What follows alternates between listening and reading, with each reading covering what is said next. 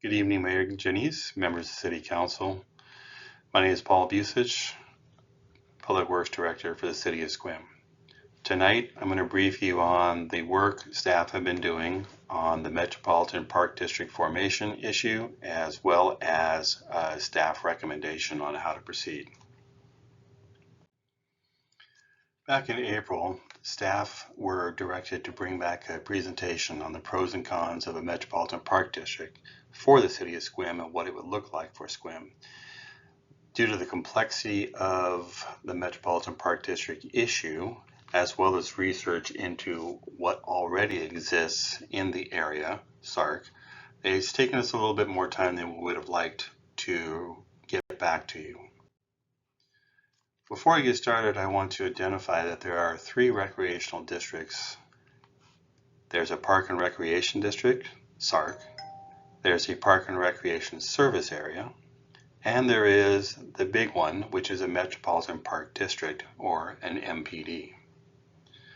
I'd like to let you know that back in 2015, the evaluation of a Metropolitan Park District was conducted by city staff and presented to City Council at that time, and a determination was made not to pursue a Metropolitan Park District.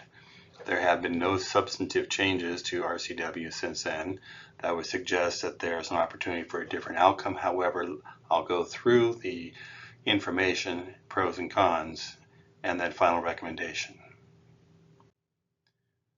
The Metropolitan Park District is a distinct municipal corporation. It is separate from the city or county. It's an independent, overlapping governmental entity with taxing powers and other authorities very similar to the city and the county.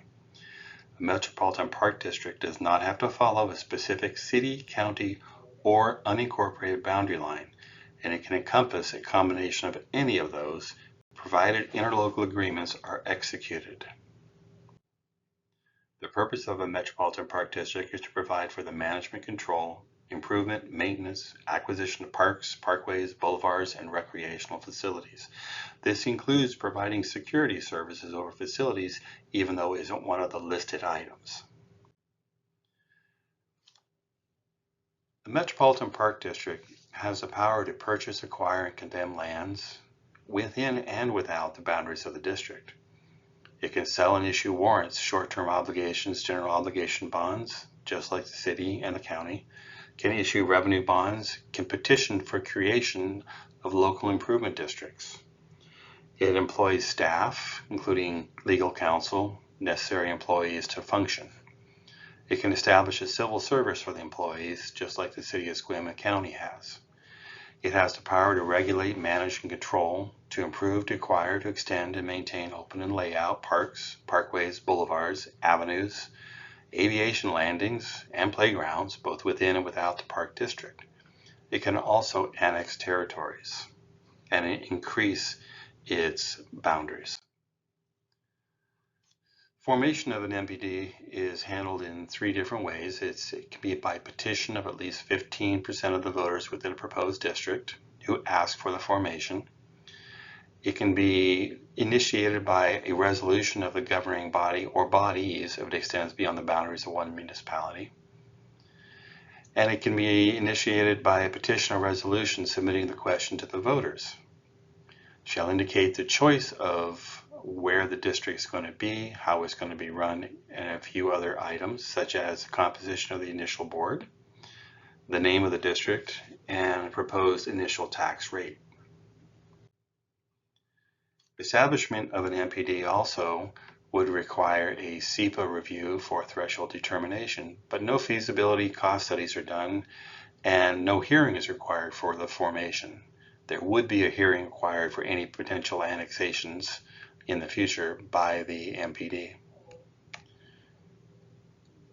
Election to form a district is through a proposition authorizing creation of an MPD on the next general election or special election day specified after the last resolution proposing a district.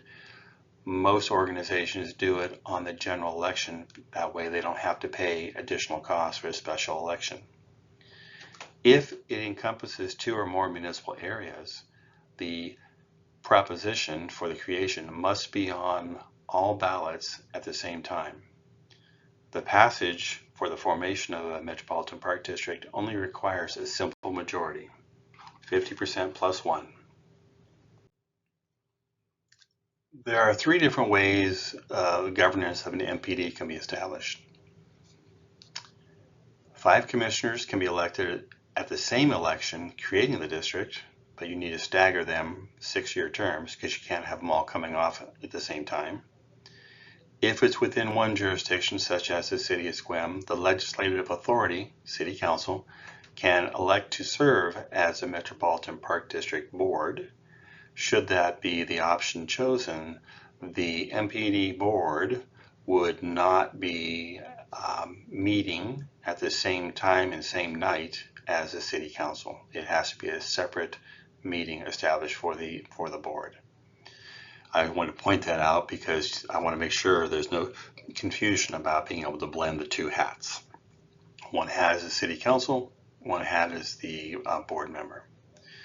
If it's in multiple jurisdictions, a third option is that each legislative authority may appoint 1 or more members to serve as the board.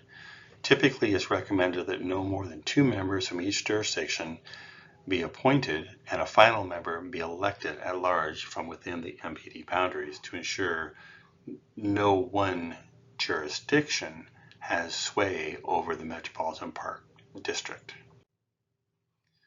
Let's talk about the pros of a Metropolitan Park District.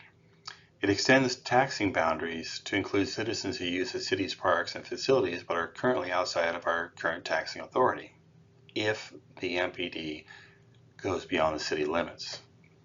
It provides a guaranteed funding for parks and recreation facilities and activities. It has the potential creation of new jobs. It does reduce or eliminate the city's reliance on the general fund for parks and recreation activities.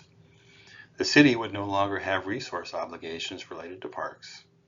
Existing city staff could well roll into the MPD without loss of jobs, but this would be at the determination of the Metropolitan Park District Board. FTEs for park and recreational needs would fall to the MPD and would no longer be a part of the city government, general government obligations. The cons of an MPD, however, is that if the MPD was outside city limits, it is now governed by an independent board. The City Council would not control operational and financial decisions regarding parks and recreational facilities within the MPD boundary. This would be a loss of the City Council's ability to set the future vision for parks. The city would likely relinquish ownership of parks and recreation facilities within the MPD boundary. It's not obligated, it's not obligatory. However, that would be one of the primary functions of an MPD, which is to take care of all parks facilities. Any funding for parks master planning, and we do have a master plan, I want to point out that it's been completed. Now we're focusing on the individual parks plans, and then the need for parks impact fees would go away. The other disadvantage is that an MPD is a permanent increase to the property tax within the boundary lines. It's not going to last 10 years, it's permanent. The city of Tacoma was the very first municipal park district formed in 1907. It covers the city limits, and it is still a going concern and focuses quite a bit its only efforts within the city limits. We do have a Park District Number 1 SARC that could create challenges due to overlapping boundary lines. The district can put forth levies to voters. They attempted that in about 2015 and it failed, but that would put the funding for the Metropolitan Park District in somewhat of a jeopardy situation because it is a senior taxing district. Another con is that if it extends beyond the city limits, we would need to develop an interlocal agreement with the county and potentially the Park District Number 1 to establish the MPD outside city limits. We have to have an interlocal agreement, and any vote that encompasses the city limits and county area has to be agreed upon, and it has to go to the voters at once, which I mentioned previously. We also anticipate that formation of a Metropolitan Park District would requires significant amount of communication and a marketing campaign to convince those both within the city and outside the city that they should tax themselves more to create the formation of a permanent taxing district. There's no certainty of success, as with anything related to taxes. So there are a couple of boundary options for an MPD that we have considered and want to just show you, the council. We have the SQUIM city limits, the SQUIM school district boundary, something as broad as the Miller Peninsula to East Port Angeles. A fourth one, which of course we can't present tonight, is the council could determine a different boundary. So within the SQUIM city limits, the advantage is that the taxing boundary would not extend into the county or unincorporated areas, therefore no interlocal agreements would be required. Still requires a simple majority vote from the residents, and the city council could act as a metropolitan park district. The challenge here is convincing our residents that they need to tax themselves more for our parks. Disadvantage is that we have outside residents in unincorporated Clallam County coming to use our parks, and they would continue to be able to use them at no cost because the MPD did not encompass them. The SQUIM school district boundary is much larger. It would include both the city and unincorporated areas. We would need to develop interlocal agreements with the county. There would need to be that concurrent city and county general election with a majority vote. And the elected or appointed board would make all financial and operational decisions. SQUIM City Council would no longer be in charge of the vision and future and operations of parks within city limits. The Miller Peninsula to East Port Angeles boundary is even larger. This taxing boundary would include the city of SQUIM, potentially Port Angeles, Clallam County, and potentially Jamestown S'Klallam tribe. So with that large of a boundary, we would need interlocal agreements with all entities, and we would need to have concurrent votes with SQUIM, the county, and Port Angeles on their general election, and we would need a majority vote. And as in the previous example, elected or appointed board would make all financial and operational decisions, taking the control of the parks away from the city council. So in summary, creation of a Metropolitan Park District requires extensive evaluation by city and county, and potentially others, and collaboration. Establishment of a MPD provides stable funding, but at the loss of direct city control, assuming multi-jurisdictional boundaries, assuming the existing Park District number 1, the funding challenges are addressed, and there is an opportunity to look at the Park District number 1 and talk to them and see if they wish to disband and eliminate that as a potential risk. It also assumes that existing city park assets will be transferred to the Metropolitan Park District. It also establishes a permanent tax. That's all necessary for the stable funding.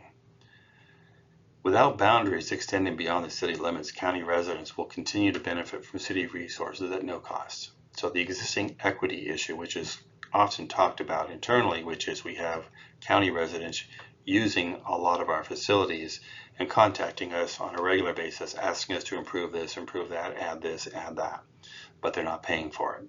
That issue would not be resolved if it did not extend the boundaries of an MPD beyond city limits. The establishment of a Metropolitan Park District is a significant lift with no certainty of success. Our current staffing levels just can't support such an effort.